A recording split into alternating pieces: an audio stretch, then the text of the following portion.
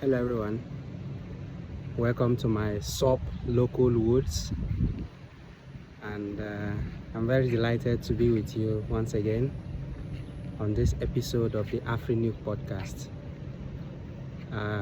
How have you been? It's been quite some days. I've been quite a bit engaged with a few things. So today I'm going to be reading out from this little jotter, not verbatim, but in a way of summary way or bulleted point way. Okay, so today I'm going to be talking about some very pertinent issues about nuclear technology development, peaceful nuclear technology development in Africa. I have to sound that word peaceful because what is happening today is a bit on the negative application of nuclear technology. I'm not in any way intended in raising any negative aspect of nuclear tech, although that's where it started from. But on this aspect, I'm talking about peaceful application of nuclear technology in Africa. And so what am I talking about today? Africa has been engaged in a lot of activities, a lot of events, and sometimes I feel that we are caught up in the euphoria and we don't seem to get it. We don't seem to actually hit the nail on the head and get this technology home. So on today's episode, I want to discuss and have some kind of general ranting. You can drop your comments on what you think about what I'm going to be talking about today. Some general rantings about how Africa can get nuclear technology replicated in the continent. Okay, so I give an example of how technologies get developed.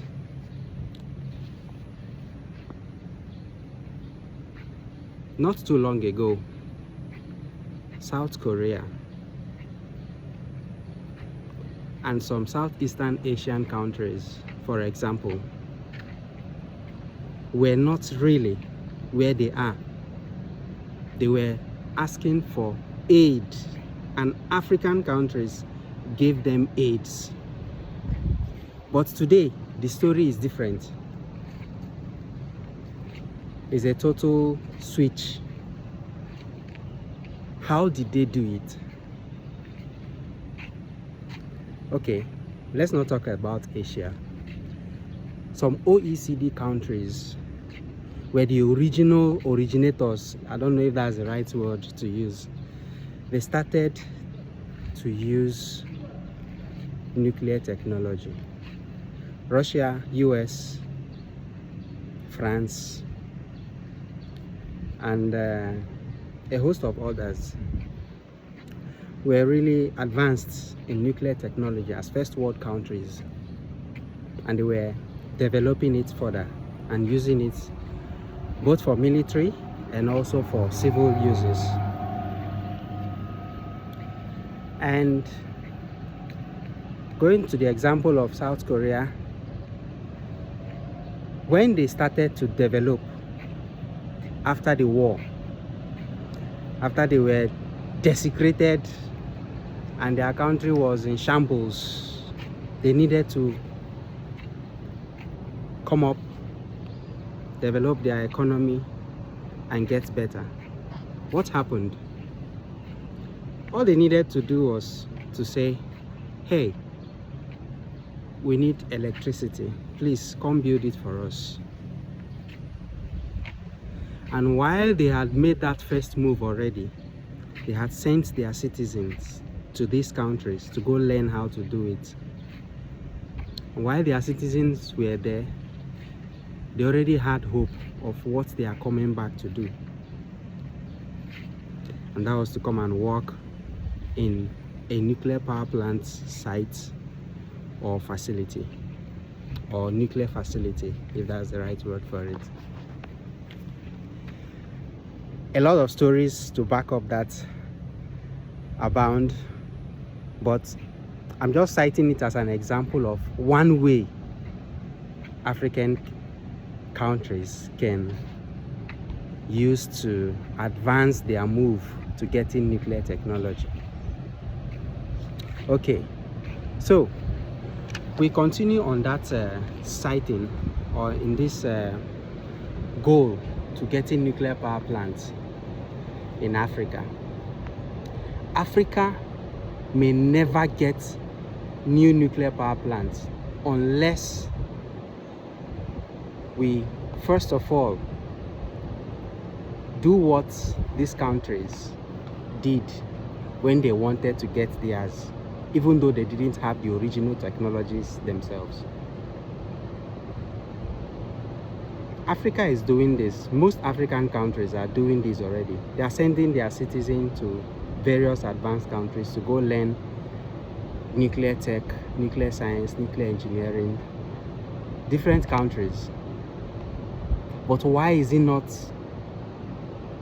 turning out to be having the concrete poured on the ground in various African countries? Why is it not so? The first one, we have done it well. I need to look at these things very, very objectively. We need to look at it very objectively so that we can see where it is pinching us, and then we nip the problem at the bud. Number one,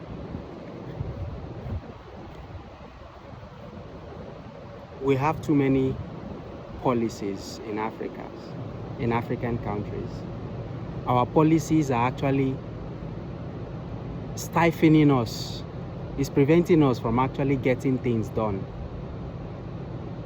Too many policies and regulations.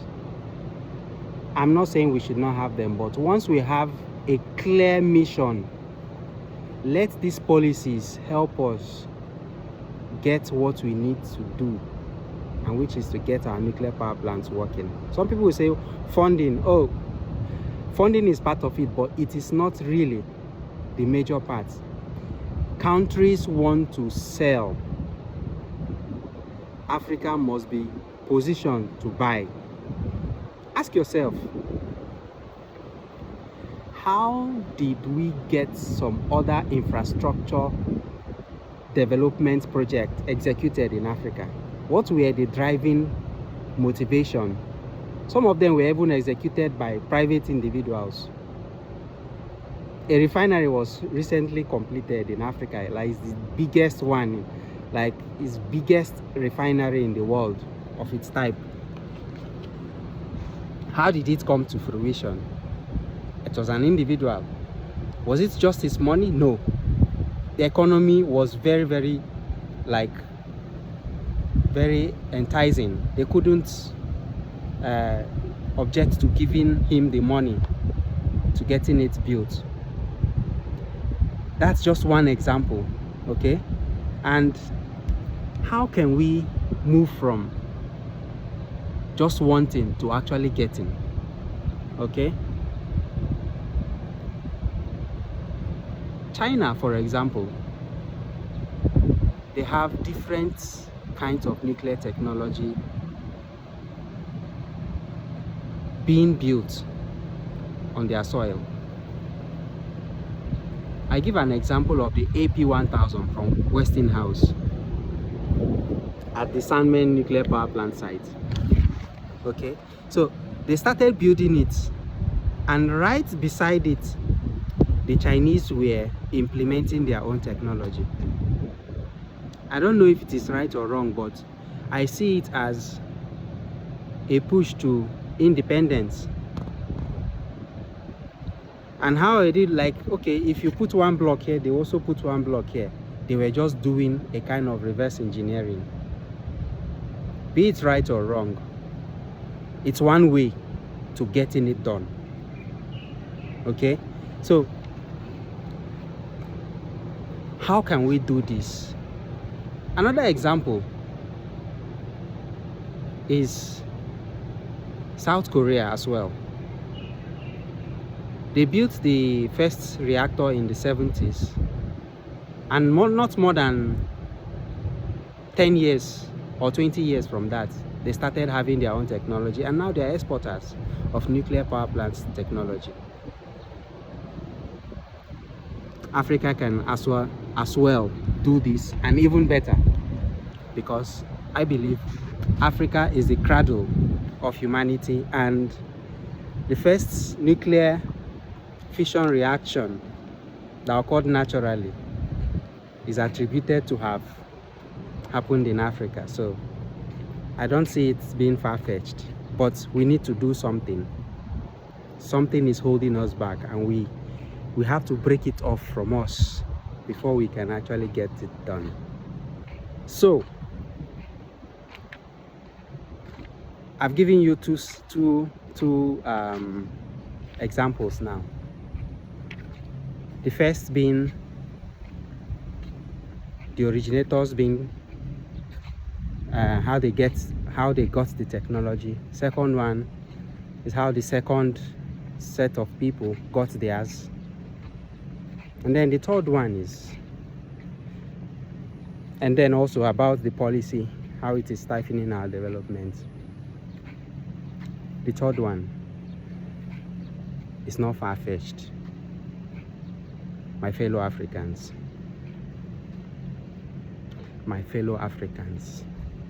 listening to my voice, and fellow humans, corruption is really taking us to a very, very bad level in Africa. I don't know if it is to call it corruption or wasteful spending. It's really causing us great harm. Nigeria, for example, started budgeting for power since the start of democracy, and it has been sounding in billions and billions and billions of naira and dollars, and yet nothing to show for it. We need to check that aspect. Okay, so we cannot get our nuclear power plants to work if we do not check our wasteful spending habits in Africa. Next, I remember years back in my village, in our kitchen, we use local woods to cook, and in the kitchen or in the small enclosure where we use the local woods to cook, you have some soot that accumulates either on the walls or on the roof of the kitchen area. That's carbon, and that's not healthy with the current knowledge we have now. And this situation is common in many of our villages, and even still very much prevalent. But yet, if you sum it all up, it's still not much of a contribution to the carbon footprint of Africa, to the global carbon footprint. And what am I driving at? Africa does not have a carbon problem, even though it is a thing of concern, but it is not an overbearing concern that we should stop every other thing and focus on carbon. Africa does not have a carbon intensity problem. What we need to have is energy intensity first. That will drive our development and prosperity beyond what carbon can cause or do to us. So, why did I say this? We need to start developing our heavy industries. we need to start developing and looking at how we can build our heavy industries. The steel industries that have gone moribund, we need to start reviving them and start developing our local capacities to getting our heavy industries come alive again. And then, in addition to that, when you are hungry, you don't get worried about being fit.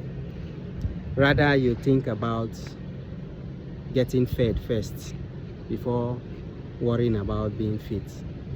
You don't tell somebody who is mal or undernourished to go to the gym.